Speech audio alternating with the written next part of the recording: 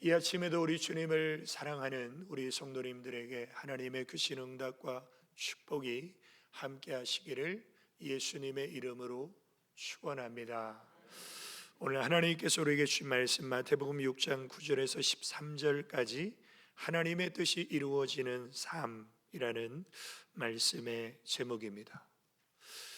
구원받은 하나님의 자녀로서 또 예수님을 따라가는 제자로서 어떻게 이 세상을 살아가야 하는가에 대한 삶의 기준을 제시해 주시는 것이 바로 주기도문입니다. 그래서 우리는 하나님의 뜻을 알고 그 뜻대로 살기 위해서 우리는 반드시 기도의 삶을 살아야 되는데, 오늘 두 번째 시간은 하나님의 뜻이 이루어지는 삶.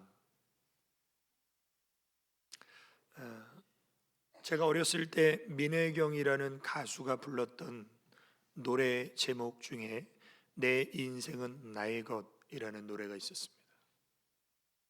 근데 이 노래는 청소년들에게 반항심을 불러일으킨다고 해서 금지곡 판정을 받았는데, 가사의 내용이 이렇습니다. 내 인생은 나의 것, 내 인생은 나의 것, 그냥 나에게 맡겨주세요. 내 인생은 나의 것, 내 인생은 나의 것, 나는 모든 걸 책임질 수 있어요. 사랑하는 어머니, 부모님은 나에게 너무나도 많은 것을 원하셨어요. 부모님이 너무 내 인생을 부모님의 뜻대로 만들려고 간섭하지 말아 주십시오. 제 인생은 제가 알아서 하겠습니다. 이런 내용이에요. 그런데 우리가 하나님의 말씀을 보면 내 인생은 나의 것이 아니에요.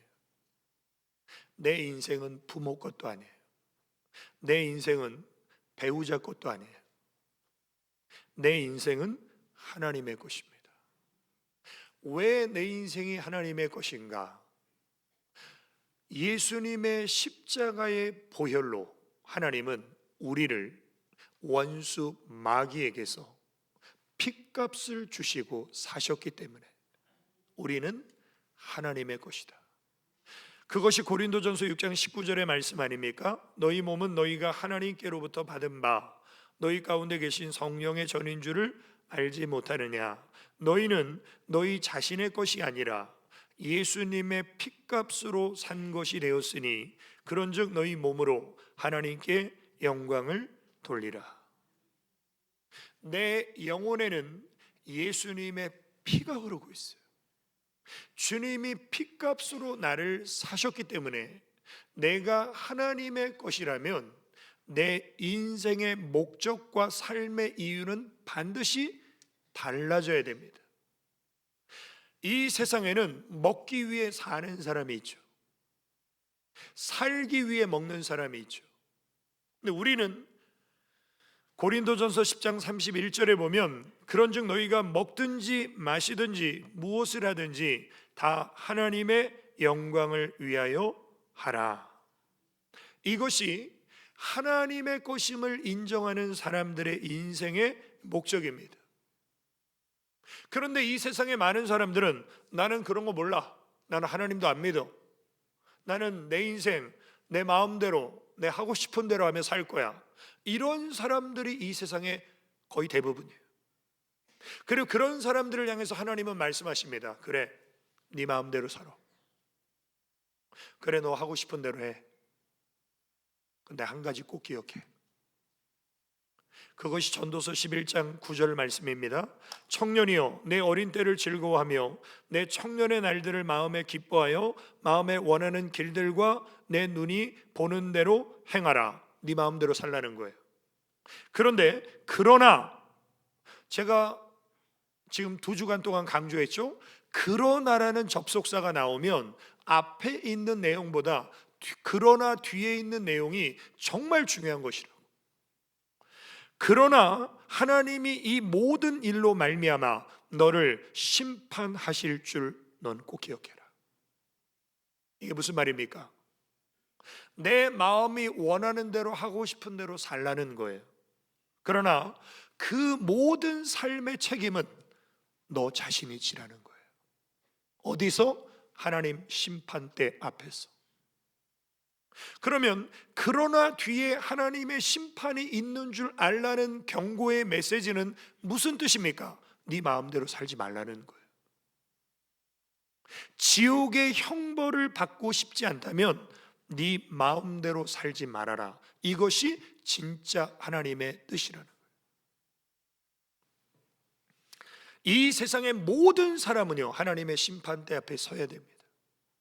누구도 피해갈 수 없어요.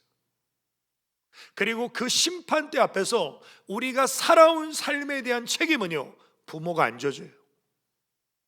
남편이나 아내가 안 져줘요. 내 자신이 그 책임을 져야 돼요. 이걸 정말 아는 사람은 내 마음대로 살지 않습니다. 하나님의 심판이 있음을 믿는 사람은요, 내 기분대로 살지 않아요. 그러면 하나님의 뜻이 이루어지는 삶은 구체적으로 어떤 삶입니까? 첫 번째로 하나님의 뜻이 이루어지는 삶은 먼저 하나님의 나라가 우리 안에 임하는 것으로 시작됩니다. 자, 우리가 하나님의 뜻이 이루어지는 삶은 내가 하나님의 뜻을 안다고 하나님의 뜻대로 살 수 있는 게 아니에요. 내가 교회를 오래 다녔다고 하나님의 뜻대로 살 수 있는 게 아니에요. 하나님의 뜻이 이루어지는 삶의 첫 번째 시작점이 뭐냐면 하나님의 나라가 내 안에 임해야 됩니다. 다른 말로 말하면 성령 하나님이 내 안에 임하셔야 우리는 하나님의 뜻이 이루어지는 삶을 살 수 있다는 것이죠. 자, 이 세상이 말하는 성공과 성경이 말씀하는 성공은 차이가 있습니다. 자, 세상은 자신의 뜻을 이루는 것이 성공이라고 말합니다. 그러나 성경은 우리를 향하신 하나님의 뜻을 이루는 것이 가장 큰 축복이요 성공입니다. 자, 그런 의미에서 성경에 나오는 인물 중에 가장 성공한 사람이 있어요. 그 가장 성공하신 분은요, 33살에 죽었습니다. 그것도 죄인의 형틀인 십자가에서 죽으셨어요. 그분이 바로 우리 예수님이에요. 인류 역사상 가장 성공한 사람은 예수님인데 그 예수님이 짧은 생을 마감하시고 십자가에서 처절하게 죽어가실 때 우리 예수님의 마지막 외침, 다 이루었다. 이 세상에 어떤 인간도 이런 말을 할 수 없었어요. 오직 예수님만. 다 이루었다는 게 뭡니까? 하나님 아버지께서 나를 이 땅에 보내신 그 뜻을 십자가에서 성취하셨다는 거예요. 성경은 이것을 성공이라고 합니다. 오늘 보면 10절 말씀에 보면 나라가 임하시오며, 자, 하나님의 뜻이 이루어지는 삶의 첫 번째 간구가 뭐냐면요, 하나님의 나라가 임하는 것입니다. 이 나라가 임하시오며 라는 간구의 의미가 뭐냐면 하나님께서 나의 왕이 되셔서 내 인격과 삶을 온전히 다스려 주셔서 하나님의 왕권을 나타내소서, 이런 의미이고, 더 나아가서 하나님, 우리의 가정, 우리의 교회, 우리의 사업장, 우리의 직장, 우리의 사회, 우리 나라 영역들까지도 하나님이 통치하여 주옵소서. 이게 나라가 임하시오며 라는 간구 속에 담겨 있는 뜻입니다. 자, 나라가 임하시오며, 무슨 나라예요? 하나님의 나라예요. 하나님의 나라가 이 땅 가운데 임하기를 간구하는 것인데, 그러면 하나님의 나라는 어디 있습니까? 이 질문은 바리새인들도 했어요. 누가복음 17장에 보면 바리새인들이 하나님의 나라가 어느 때에 임하나이까 묻거늘 예수께서 대답하여 이르시되 하나님의 나라는 볼 수 있게 임하는 것이 아니요 또 여기 있다 저기 있다고도 못하리니 하나님의 나라는 너희 안에 있느니라. 자, 하나님의 나라가 우리 안에 있다는 거예요. 자, 하나님의 나라는 어떤 장소나 지역을 말하지 않습니다. 하나님의 나라는요, 왕이신 하나님이 계신 곳이 하나님의 나라예요. 근데 그 왕이신 하나님이 어디에 임하시냐면요, 내 안에 임하십니다. 그래서 내 마음이 천국이 되는 거예요. 이 고백을 찬송가 438장에 보면 잘 나와 있는데 1절에 보면 내 영혼이 은총 입어 중한 죄짐 벗고 보니 슬픔 많은 이 세상도 천국으로 화하도다. 우리가 사는 세상은 아무리 멋져 보여도 수고와 슬픔이 가득한 것이 이 세상이에요. 그런데 주님이 내 안에 임하시니까 슬픔 많은 세상이 하나님의 나라로 바뀌어지는 은혜를 경험하게 되는 거예요. 2절에 보면 주의 얼굴 뵙기 전에 멀리 뵈던 하늘나라 내 마음속에 이루어지니 날로 날로 가깝도다. 하나님의 나라 영원한 천국이 주님 만나기 전에는 굉장히 멀어 보였어요. 근데 주님을 영접하고 보니까 하나님의 나라가 내 마음속에 이루어졌다는 거예요. 3절에 높은 산이 거친 들이 초막이나 궁궐이나 내 주 예수 모신 곳이 그 어디나 하늘나라. 주님 만나기 전에는 초막에서의 삶이 너무 불편했습니다. 궁궐 같은 집에 사는 사람들이 너무 부러웠어요. 근데 주님이 내 안에 오시니까 이제는 월세방에 살든 전세에 살든 어느 곳에 살든지 예수님 때문에 하나님의 나라를 누리며 산다는 거예요. 그리고 후렴으로 뭐라고 합니까? 할렐루야 찬양하세 내 모든 죄 사함받고 주 예수와 동행하니 그 어디나 하늘나라. 우리 안에 오신 하나님과 매일의 삶 속에서 우리가 동행하고 있다면 그분은 하나님의 나라가 임한 줄 믿으시길 주님의 이름으로 축원합니다. 두 번째로 하나님의 뜻이 이루어지는 삶은 하나님의 뜻을 분별하는 영적 감각이 있어야 합니다.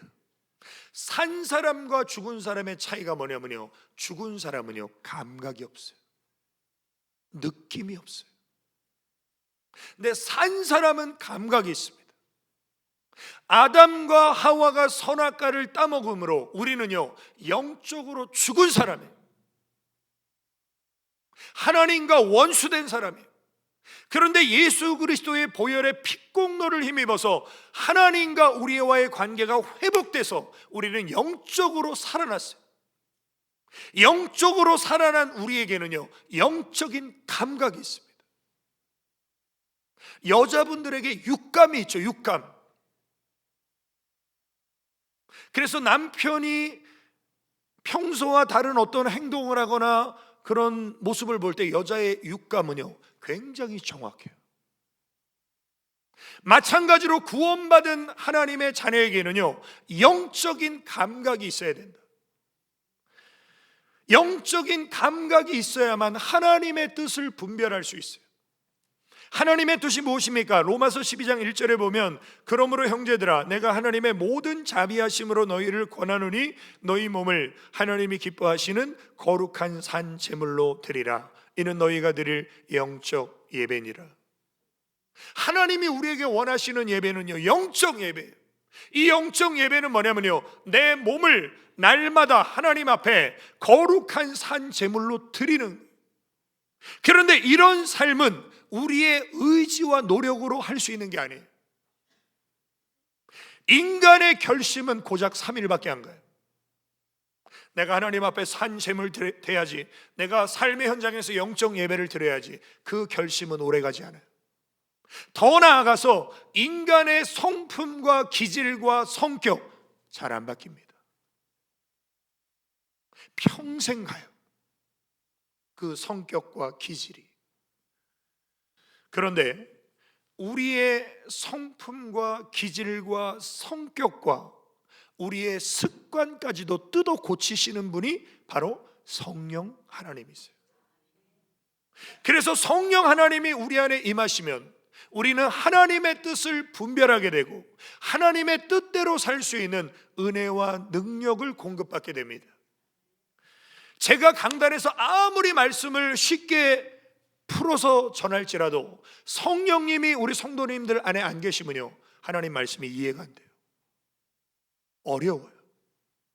그러나 제가 하나님의 말씀을 아무리 어렵게 전해도 성령 하나님이 여러분들 안에 계시면요, 하나님의 말씀이 깨달아지고 믿어지고 이해되는 역사가 일어나요. 그래서 요한복음 14장 26절에 보면 보혜사 곧 아버지께서 예수님의 이름으로 보내실 성령, 그 성령님이 너희에게 모든 것을 가르치고 내가 너희에게 말한 모든 것을 생각나게 하리라. 하나님의 말씀은요, 공부 잘한다고 성경 잘하는 게 아니에요. 성령님의 기름 부으심이 있는 사람이 하나님의 말씀을 깨닫게 되고, 머리 좋다고 하나님의 말씀이 잘 기억나는 것이 아니라 성령님이 내 안에서 역사하시는 분은 머리가 하얀 백발의 어르신들일지라도 하나님의 말씀이 막 생각나요. 기억나요. 왜? 성령님이 역사하시니까. 그래서 성령님이 우리 안에 임하셔서 하나님의 뜻을 가르쳐 주시고 하나님의 뜻을 생각나게 하시는데, 하나님은 이 시대에 우리가 어떻게 살기를 원하십니까? 로마서 12장 2절에 보면 너희는 이 세대를 본받지 말고 오직 마음을 새롭게 함으로 변화를 받아. 인간은 잘 안 변한다고 그랬죠. 그러나 하나님의 성령이 임하시면요, 우리의 마음이 새로워지고 우리가 변화되게 됩니다. 그래서 하나님은 우리의 심령에 임하셔서요, 제일 먼저 우리 마음을 뜯어 고치세요. 에스겔서 36장에 보면 새 영을 너희 속에 두고 새 마음을 너희에게 주되 너희 육신에서 굳은 길갑박 같고 돌박 같은 마음을 제하고 부드러운 마음을 줄 것이며. 우리는 이 예배 시간에 신령한 수술대 위에 올라서 하나님의 성령의 임재하심을 통해서 돌같이 굳어버린 내 마음을 제거해버리고 부드러운 마음을, 새 마음을 하나님이 우리 마음에 주시면 우리는 하나님의 뜻을 분별하게 되는 것이죠. 그래서 로마서 12장 2절에 하나님의 선하시고 기뻐하시고 온전하신 뜻이 무엇인지 분별하도록 하라. 그래야 하나님의 뜻을 분별하지 못하는 사람이 하나님의 뜻이 이루어지는 삶을 살 턱이 있습니까? 요나처럼요, 하나님이 말씀하셔도 자기 뜻대로 살잖아요. 한 달란트를 땅에 묻어둔 사람처럼 주인의 뜻을 모르니까 그 달란트를 땅에 묻어두잖아요. 이런 사람들은 하나님의 뜻이 무엇인가를 분별하지 못하는 사람들. 마태복음 20장에 보면 하나님의 선하신 뜻이 나오는데, 포도원 주인이신 하나님께서 새벽 6시, 오전 9시, 낮 12시, 오후 3시, 심지어는 오후 5시에 6시면 일이 끝나는데도 놀고 있는 사람 다 포도원에 가서 일해라, 내가 싹을 줄게. 6시가 돼서 일이 끝났는데 5시에 부름받아서 1시간 일한 사람에게 한 데나리온을 줍니다. 먼저 와서 일한 사람이, 그럼 우리는 시간당 한 데나리온이면, 새벽 6시 온 사람은요 막 12데나리온 받게 되면 막 벅찬 그 기대를 가지고 받아보니까요 한 데나리온, 입이 이만큼 나왔어요. 그리고 주인을 원망합니다. 아니, 우리는 더위를 무릅쓰고 하루 종일 일했는데 어떻게 1시간 일한 사람과 똑같은 삭을 줍니까? 그러면서 주인을 원망하니까 주인이 말합니다. 뭐라고 말씀하시냐면, 야, 내가 너 포도원에 들어와서 일하라고 할 때 계약서 썼지. 오늘 한 데나리온 줄 테니까 너 내 포도원에서 일해라. 네. 그럼 계약서대로 했는데 너 지금 왜 원망하니? 그러면서 하나님이 이렇게 말씀하시는 거예요. 내 것이나 가지고 가라. 나중은 이 사람에게 너와 같이 주는 것이 하나님의 뜻이라는 거예요. 이 세상의 어떤 인간도 하나님의 뜻으로 바꿀 수 없어요. 더 나아가서 내 것을 가지고 내 뜻대로 할 것이 아니냐, 우리가 쉽게 말하면 엿장수 마음입니까? 이렇게 말할 수 있죠. 그런데 그 다음 뭐예요? 내가 선함으로 네가 악하게 보느냐. 오후 5시에 부름받은 사람이 나 같은 거 써주신 주인의 은혜에 감격해서 내가 1시간 일했으니까 뭐 10분의 1 데나리온 받겠지 이런 생각하지 않고 감사하며 일한 그 1시간이 싹을 생각하고 10시간 일한 사람과 하나님이 보실 때는 똑같다는 것이 하나님의 선하신 뜻이라는 거예요. 그래서 하나님은 선하신 뜻대로 나눠줬는데 네가 악하게 보냐? 이 말씀은요, 모태신앙이 새겨들어야 돼요. 여기서 신앙생활 30년 40년 이상 하신 분들이요, 마음에 깊이 새겨야 될 말씀이에요. 무슨 말이냐면요, 우리는 오래 신앙생활한 사람일수록요 부르심의 은혜에 대한 감격이 없어요. 나도 모르게 바리새인처럼 돼요.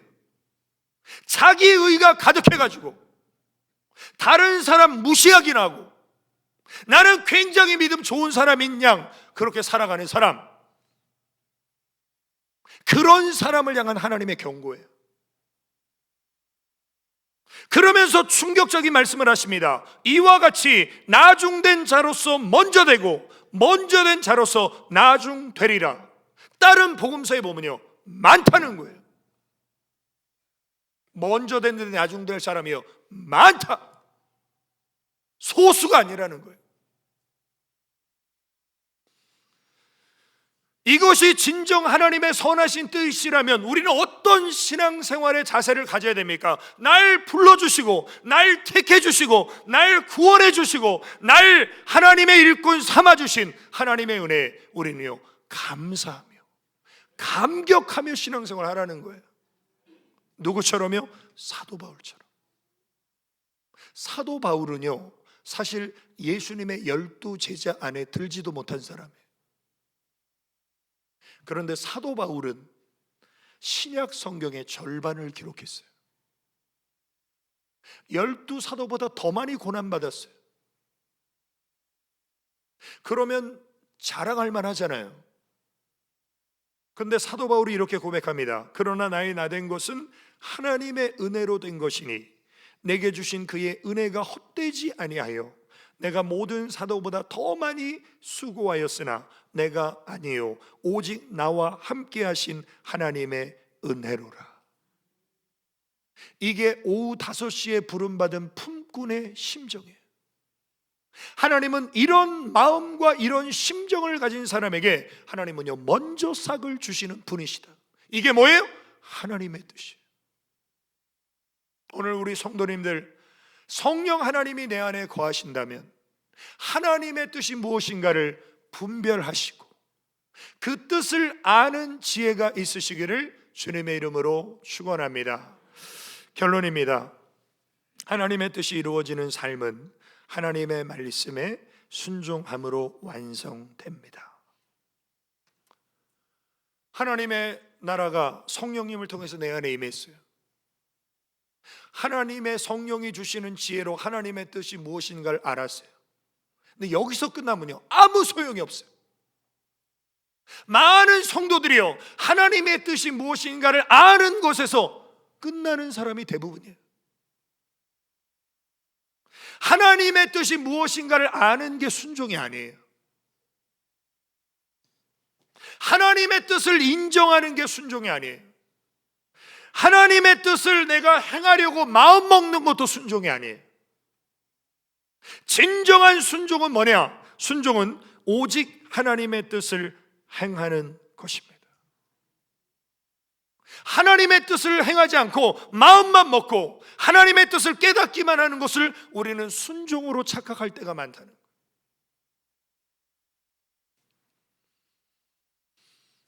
하나님의 뜻을 우리는 분별해서 그 뜻을 행하는 것이 순종인데, 순종은 예나 지금이나 쉽지 않습니다. 그럼 우리가 하나님의 뜻을 행하는 순종의 삶을 살기 위한 구체적인 실천 방법이 무엇입니까? 첫째로, 하나님의 뜻이 이루어지는 삶을 위해 아침마다 하나님의 뜻에 순종할 것을 선포해야 합니다. 아침에 눈을 딱 떴을 때, 오늘 이거 하고 이렇게 했다가 이렇게 해야지. 자기 스케줄대로 사는 사람과 눈을 딱 떴을 때 하나님 감사합니다. 오늘도 제게 새날 주심을 감사합니다. 오늘도 하나님의 말씀을 들려주셔서 내 인생을 주님께 맡기고 하나님의 뜻을 따라 순종하며 살게 하여 주옵소서. 이런 사람과의 인생이 달라요. 이게 하루, 한 달, 1년, 5년, 10년 지나면요 완전히 다른 길을 가는 거예요. 눈을 뜨자마자 하루의 시작을 하나님의 말씀을 붙잡고 순종의 삶을 선포했던 대표적인 사람이 다윗입니다. 그래서 시편 143편에 보면 다윗이 이렇게 고백합니다. 아침에 나로 하여금 주의 인자한 말씀을 듣게 하소서. 저는 주님을 의뢰합니다. 하나님, 오늘도 나의 다닐 길을 알려주십시오. 내가 내 영혼을 오늘도 하나님 앞에 드립니다. 이게 무슨 말이에요? 다윗은 아침에 눈을 뜰 때마다 하나님, 오늘도 저에게 말씀하십시오. 제가 하나님의 말씀을 듣고 제가 순종하겠습니다. 이런 선포를 통해서 다윗은 하나님의 뜻을 이루는, 하나님의 마음에 합한 자로 귀하게 쓰임받게 되죠. 자, 두 번째, 하나님의 뜻이 이루어지는 삶을 위해 이미 알고 있는 주님의 말씀에 순종해야 합니다. 적어도 신앙생활 1년, 2년, 3년 하셨으면요 내가 들은 말씀이 굉장히 많아요. 그리고 그 말씀을 우리 안에 계신 성령님께서 생각나게 하세요. 그 말씀을 우리의 삶에 적용하며 사는 게 순종이에요.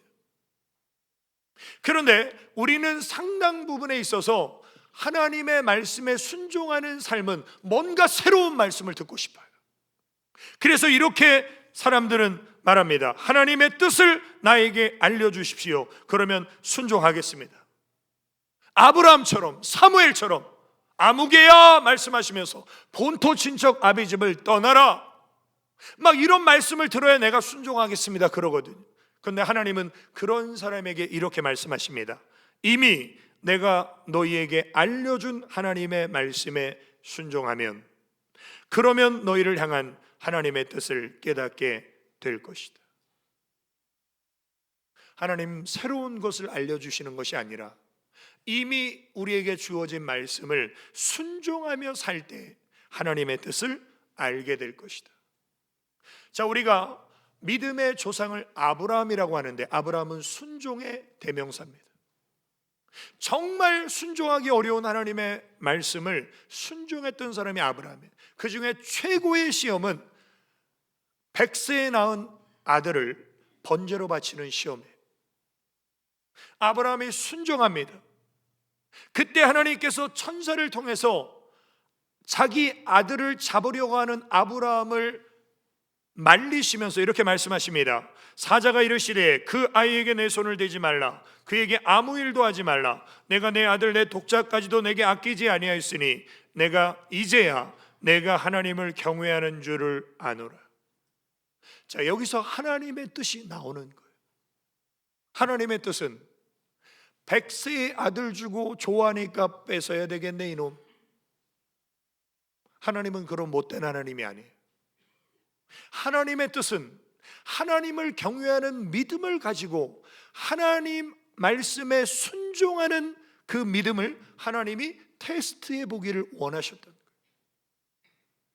만약 저와 우리 성도님들 같으면 아니 줄 때는 언제고 이 금쪽 같은 아들을 달라고? 하나님은 정말 나쁜 하나님이시네, 나 시험 들었어, 그러고 신앙생활 안 하겠죠.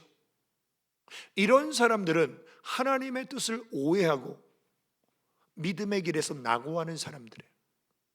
근데 아브라함은 하나님의 말씀에 순종했더니 진짜 하나님의 뜻을 알게 된 거예요.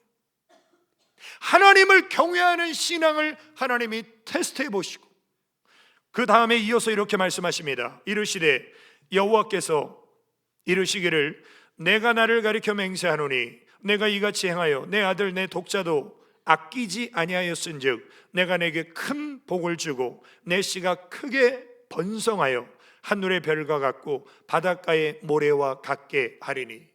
이게 뭐예요? 하나님의 뜻이에요. 네 아들 내가 뺏어야 되겠다, 이게 하나님의 뜻이 아니라 내가 내게 복을 주어서 네 자손이 하늘의 별과 바다의 모래알같이 많게 되는 복을 다시 한번 너에게 약속한다. 이게 하나님의 뜻이었어요. 또 이어서 뭐라고 말씀하십니까? 또 내 씨로 말미암아 천하 만민이 복을 받으리니. 하나님의 복의 특징은요, 너만 복 받아라가 아니에요. 하나님이 주시는 복의 특징은요, 네가 복을 받아서 너 때문에 다른 사람도 복을 받을 것이다. 그 이유는 뭐예요? 이는 내가 나의 말을 준행하였음이니라. 다른 말로 하면 네가 나의 말을 순종하였음이니라. 하나님은 순종의 사람에게 놀라운 하늘의 복을 허락하십니다. 사실 구약의 아브라함이 있다면요, 신약의 순종의 모델은 예수님이세요. 우리 예수님은 하나님이신데 하늘 보좌를 버리시고 이 땅에 가장 낮고 낮은 곳에 말구유에 탄생하셨어요. 그리고 죄인의 형틀인 십자가에서 우리 예수님 죽으시는 것이 사명이에요. 그런데 사실 모르고 매 맞으면 얼떨결에 맞지만요, 알고 매 맞는 건 얼마나 힘들겠습니까? 우리 예수님은요, 알고 십자가에 죽으셔야 돼요.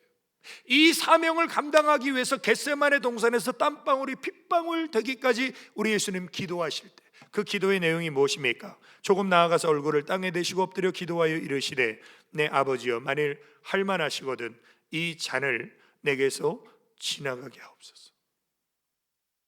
이건 하나님 아버지의 뜻이 아니에요. 그런데 우리 예수님 이 잔이 지나가게 해달라는 기도를 드리고 있어요. 마찬가지로 오늘 우리 성도님들이 드리시는 기도 중에 하나님의 뜻이 아닌 걸 구하는 기도들이 상당히 있습니다. 내 뜻을 구하는 거예요. 그런데 우리 예수님의 기도가 깊어지니까 그러나 나의 원대로 마옵시고 아버지의 원대로 하옵소서. 자신의 뜻을 내려놓고 하나님 아버지의 뜻에 순종하는 기도를 주님이 드리고 계시죠. 그래서 순종의 사람은 반드시 기도의 사람이어야 된다.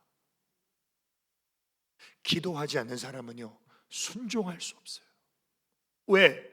하나님의 뜻을 알아도 자기 생각대로 살아요.